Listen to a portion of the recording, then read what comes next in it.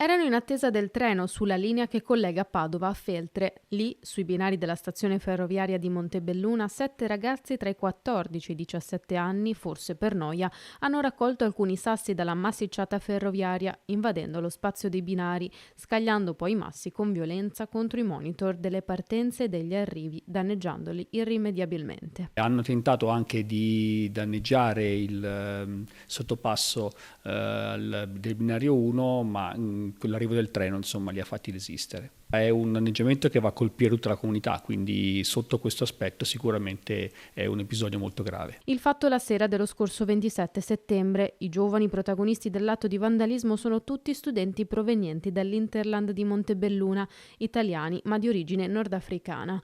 Non sono i soliti noti, i ragazzi infatti erano tutti incensurati e ora invece ritenuti responsabili a vario titolo del reato di danneggiamento aggravato in concorso, per cui sarà il Tribunale dei minori a stabilire quali provvedimenti prendere nei loro confronti. Li abbiamo identificati tramite i sistemi di videosorveglianza e alcune testimonianze. Sembra che i ragazzi abbiano ammesso le loro colpe, questo non distoglie dal fatto che dovremmo chiederci qual è il ruolo delle famiglie, che è la molecola fondamentale di ogni società civile.